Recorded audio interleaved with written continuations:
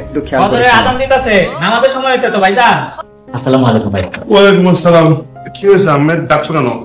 ভাইজান নামাজের সময় হয়েছে, নামাজ পড়বেন না? এই ছেলে, তুমি কি পাগল? যত সব শুধু শুধু ঘুমে ডিস্টার্ব। যাও না, তুমি যাও। না, আমি ভাবলাম আপনারা মনে হয় নামাজ পড়বেন, এর লোকে ডাকতে আইছিলাম। পরে কিন্তু ঘুম থেকে একটু দেরি করে উঠে। ও আচ্ছা আচ্ছা ঠিক আছে আহমেদ, তুমি যাও, তুমি নামাজ পড়ে শুয়ে পড়ো। আচ্ছা ঠিক আছে ভাইজান। কি ব্যাপার আহমেদ? না কিছু না, ওই ভাইজানকে নামাজের লোকে ডাকতে আইছিলাম, ভাইজান মনে হয় নামাজ পড়বো না। অসুবিধা নেই, চলো ম্যাডামই নামাজ পড়ে আসি। চলেন। আহমেদ। আসসালামু আলাইকুম ভাইজান। ওয়ালাইকুম আসসালাম। আহমেদ, একটা কথা কি জানো? কি ভাইজান? তোমাকে দেখলে না আমার হিংসা হয়। কি কোন ভাইজান, হিংসা হইব কেন? তুমি সারাক্ষণ এরকম হাসি খুশি কিভাবে থাকো, আমাকে একটু শেখাবে? ভাইজান হাসি খুশি থাকার প্রধান উপায় হলো আমার কাছে যা কিছু আছে আমি তাই নিয়ে সন্তুষ্ট থাকি, আর সবসময় আল্লাহর কাছে শুকরিয়া আদায় করি। এতেই খুশি থাকা যায়?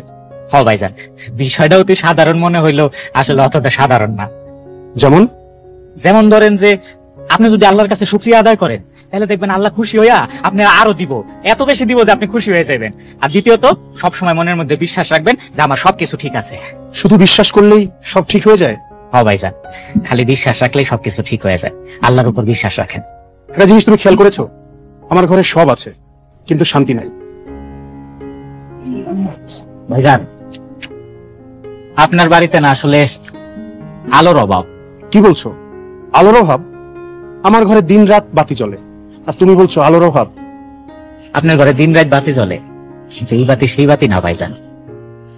এই আলো অন্য আলো, এটা হইল ইসলামের আলো।